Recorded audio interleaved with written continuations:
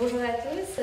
Donc, oui, je m'appelle Lorraine et si je suis ici aujourd'hui, c'est pour vous parler d'e-commerce.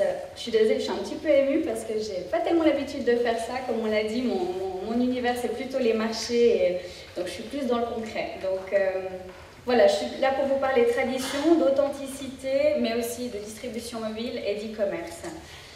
Je vais vous parler de moi et puis de mon travail sur les marchés depuis bientôt 3 ans. Alors aujourd'hui, on a beaucoup parlé de marketing, mais moi je vais vous parler du marché. Voilà, c'est ça, c'est mon quotidien, c'est vraiment l'endroit où je suis en direct, en contact avec les consommateurs et les artisans au quotidien. Alors pourquoi j'ai choisi de travailler sur les marchés, de concilier justement mobilité et e-commerce? Je vais vous parler de moi, de mon histoire, de mes valeurs, mais aussi de ma génération, parce que j'ai l'impression de faire partie d'une génération de consommateurs qui a envie de comprendre et d'en savoir plus. Tout commence il y a un peu plus de 30 ans. Je grandis dans une famille que je dirais normale. On travaille beaucoup, on parle peu. On travaille beaucoup dans les métiers de la restauration et de l'hôtellerie, donc très tôt je suis confrontée à ces milieux-là, mais aussi on m'en dissuade assez vite en me disant voilà, ce sont des métiers très prenants, tu n'auras pas de vie de famille, donc sois prudente. Et de toute façon à l'époque, ça ne m'attirait pas plus que ça, donc voilà, la question était réglée.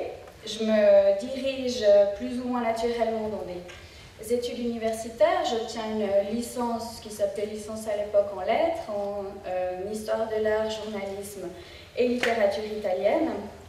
Et donc à l'époque, mon quotidien c'est plutôt assez solitaire, c'est fait de bouquins, de bibliothèques et de recherches. Ensuite, il faut bien se lancer à l'assaut du monde du travail, donc j'ai la chance de trouver assez rapidement un emploi dans les métiers de la communication, du contact clientèle et de la logistique dans le vêtement de sport haut de gamme. Alors je gagne bien ma vie, je vis à 100 à l'heure, je respecte le contrat, ce qu'il a été attendu de moi. Et par contre, un jour, je me retrouve un petit peu comme ça, assise à mon bureau, puis je suis vraiment prise de doute et je me dis, mais voilà, ça va vraiment être ça ma vie. Et je rentre chez moi le soir, et je tombe sur cette photo. C'est moi. et ça finit de m'achever, et je me dis, mais où est vraiment passée cette petite fille avec ses rêves? Où sont passés les moments précieux où on a le temps, de prendre les 4 heures à la table de la cuisine, où on a le temps de se parler, de goûter à une tomate au mois d'août? Vraiment, tous ces moments de bonheur simple, je me demandais où ils étaient passés dans ma vie à 100 à l'heure. Et oui, vraiment des moments de bonheur, parce que je pense que je suis issue de la génération du bonheur. La génération des héros, de MacGyver, des bisounours de Madonna. Et donc là, tout à coup, confrontée au monde du travail, de la consommation, je me suis dit, mais non, mais c'est pas ce qu'on m'a vendu, c'est pas ce qu'on m'a appris, cette vie à 100 à l'heure. Et donc je me sentais un petit peu trahie et sans repère. Alors par contre, justement, comme je le disais avant, un des repères qui m'est resté, c'est le goût des tomates en été, c'est les moments, les odeurs de l'enfance, la cuisine en famille, tous ces petits instants où on prend le temps. Et je trouvais que dans cette vie, on n'avait plus le temps de prendre le temps, ça me manquait, on avait des solutions pour tout, même pour se nourrir, on en a parlé, c'est pas toujours pour le meilleur. Et voilà, dans cette période de remise en question, j'ai eu la chance d'être soutenue par mon amoureux, dont on a déjà parlé, qui était indépendant à l'époque et qui voyait assez bien ce par quoi j'étais en train de passer, ce moment de crise, et qui m'a dit, si tu as besoin de temps de te poser, de réfléchir, ok, faisons-le, ma foi, on verra bien ce qui peut arriver. Et donc j'ai eu la grande chance, de pouvoir prendre le temps de comprendre, d'apprendre, de partager, et de pas simplement être rentable, et donc de pouvoir prendre un petit peu de recul par rapport à cette vie où tout allait très vite. Pendant cette période-là, j'ai aussi pris conscience qu'en tant que citadine, j'avais je ne savais pas exactement en fait comment et de quoi était fait ce que je mangeais. C'est-à-dire, j'avais perdu la connexion à la terre, aux saisons qu'avaient nos grands-parents. Donc, à part voilà, des jolies affiches chez Manor, je ne savais plus exactement ce qu'il en était, comment c'est fabriqué, qui le fait. Et j'avais envie de savoir. Donc, j'avais envie d'aller à la rencontre de ces gens, pas les gens sexy dans les clips de la COP, mais vraiment les vrais gens qu'on ne voit pas beaucoup, quoi. Donc du coup, on allait se balader. On allait à la rencontre de ces gens, on sonnait à la porte, bonjour, que faites-vous, racontez-moi. On a été toujours très bien accueillis. Souvent aussi, les gens étaient un peu surpris par la démarche, mais vraiment toujours de super moments. Donc on a ramené plein de souvenirs, aussi plein de bonnes choses à goûter. Et par la suite, à la suite de ces moments-là, j'ai aussi, je me suis perfectionnée, j'ai pris des cours, travaillé dans des cours de cuisine, des ateliers. Je me suis vraiment penchée là-dessus. Je voulais vraiment savoir plus sur le travail de ces artisans, vraiment sur les contraintes de leur métier. Alors, voilà, c'est super. Je découvre tous ces beaux métiers desquels j'avais pas du tout connaissance auparavant. Et je me suis dit, mais c'est quand même fou de tous ces savoir-faire, ces traditions dont on a peu accès à l'ère de l'iPhone, de la technologie, où tout va super vite et où on est submergé d'informations. Il doit bien y avoir un moyen de les mettre en valeur, de les valoriser et de raconter leurs histoires. Parce que malgré tout, moi, ma vie, c'était pas trop le concours suisse des produits du terroir à Courtétel. C'était, vraiment, moi j'ai 30 ans, je vivais en ville jusqu'à récemment, je sors avec mes amis, je me cultive quand je peux, voilà. Et donc, grâce à ces outils qu'était Internet, donc j'utilisais, je me suis dit, tiens, là, il y a quelque chose, je vais pouvoir mettre en valeur ces artisans, je vais pouvoir raconter leurs histoires, puis aussi leur relater les commentaires des clients. J'allais donc être le lien entre ces deux communautés, donc discuter avec les artisans, mais aussi leur relayer les commentaires des clients. Bref, j'avais envie de faire, comme on dit dans le marketing, du storytelling, c'est-à-dire j'avais envie vraiment de raconter l'humain, mais je l'ai fait de manière très naïve et je suis vraiment allée vers les gens, puis racontez-moi et je raconte plus loin, quoi. Donc, mon envie, c'était de devenir la garante, comme ça, d'une tradition, d'une authenticité, mais avec des moyens de réflexion modernes.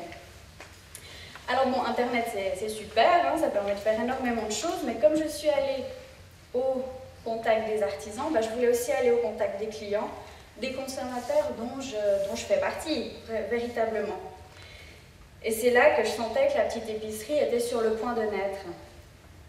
Alors au début, l'idée, une boutique, ouvrons une boutique à Lausanne. Alors bon, c'était vite un petit peu compliqué. Et quand je désespérais un petit peu, je suis tombée sur une annonce de la vente d'une petite appel. Une appel, c'est quoi? C'est un petit triporteur que vous avez peut-être croisé lors de vos vacances en Italie. Je ne sais plus où j'en suis dans mon petit feuille, voilà. Qui fait beaucoup de bruit, qui va partout. Et donc, je l'ai regardée, elle m'a regardée, c'était le coup de foudre. La petite épicerie allait donc être mobile, voilà.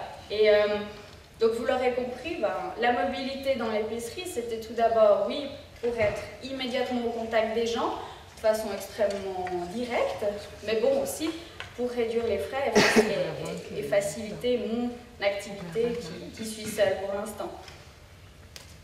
La petite épicerie, c'est vraiment une histoire d'humain, d'amis, de partage, de relations, et donc quand il a fallu l'aménager pour en faire un stand, en fait sur les marchés, les gens ont répondu présent, on l'a ouverte sur le côté, on a fait ce meuble en bois, on a ajouté un frigo, on lui a mis de jolis autocollants, et voilà, 3 semaines plus tard, j'étais en plein mois de décembre à QI, à 5 h du matin, à faire le marché, quoi.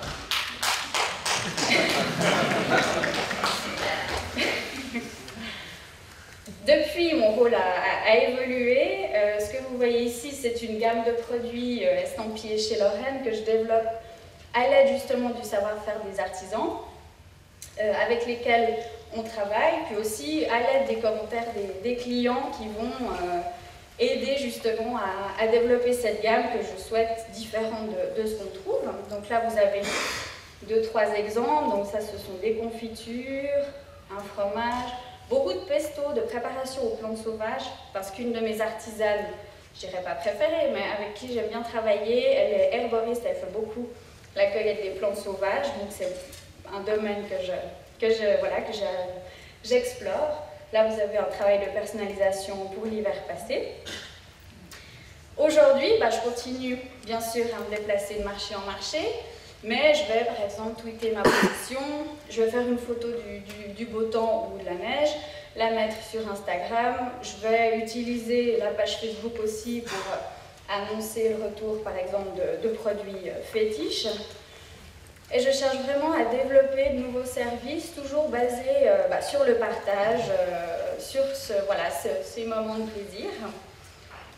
Et donc c'est pour ça que j'essaye d'avoir une présence relativement forte sur Internet. Donc le site chez Lorraine.ch, la nouvelle version a été mise en ligne ce matin à 1h.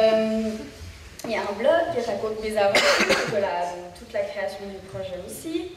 Il y a une boutique en ligne, et puis la présence sur les réseaux sociaux dont je vous disais. Donc le but, c'est vraiment de raconter ce que je vis sur les marchés, qui je rencontre, ce qui se passe, quoi. Et c'est vraiment deux communautés la communauté des artisans et la communauté des clients avec lesquels je fais le lien. Et je suggère à la communauté des clients de participer s'ils le souhaitent. Là, vous avez un petit sac, j'apporte l'apéro, c'est un concept que j'ai lancé il y a quelques temps, qui vous permet d'avoir votre kit apéro pour créer votre moment qui change des flûtes. Et vu le succès de ces petits apéros, c'est un concept que j'ai envie de développer à plus large échelle, donc développer la gamme, développer aussi ce service pour les entreprises. Et donc, je demande un petit coup de pouce à la communauté qui souhaite participer en faisant, ça c'est vraiment en train d'être fait, mais en faisant via un site de crowdfunding suisse, en proposant aux gens à qui ce concept va parler, de mettre un petit peu de sous pour ce projet-là, et puis ensuite ils auront des contreparties, des produits exclusifs, etc. Chez Lorraine, c'est quoi? Bon, vous avez plus ou moins compris, mais en gros, c'est une petite camionnette qui est sur les marchés au contact des gens, ça c'est sûr. Une relation privilégiée avec les artisans pour les aider aussi à se développer. Une présence sur Internet. Et là, avec le nouveau site, vraiment ce qu'on a essayé de faire, et ce qui me tenait vraiment à cœur, c'est la mise en valeur des artisans avec des vidéos. Cet été, on va vraiment aller chez eux, les filmer, raconter ce qu'ils vivent, faire des jolies photos et vraiment les valoriser. On va aussi faire des visites d'exploitation quand ça sera possible. La nouvelle boutique en ligne, que j'espère plus facile d'accès. Alors voilà, comme je vous le disais, ça a été mis en ligne à 1h du matin, donc il y a peut-être des choses encore à revoir. Et donc avec les envois postaux, de façon traditionnelle, mais aussi le système de dépôt dont on parlait précédemment, la possibilité de venir chercher sa commande au marché, ou alors dans des lieux partenaires que j'aimerais bien développer. Comme je disais aussi précédemment, développer de nouveaux concepts autour toujours du partage, de ces apéros à livrer, et puis aussi de nouveau des services comme ça plus exclusifs pour des gens qui souhaiteraient s'investir davantage. L'avenir, comment je le vois? Ça c'est le premier magasin Migros, si jamais. Comment je vois l'avenir? Pour conclure, je le vois mobile, toujours être au contact des gens, des consommateurs et des artisans. Je le vois aussi technologique, parce que bien sûr, avec Internet, avec toute cette facilité de pouvoir transmettre de l'information, discuter, ça c'est sûr que communiquer différemment, ça va être important.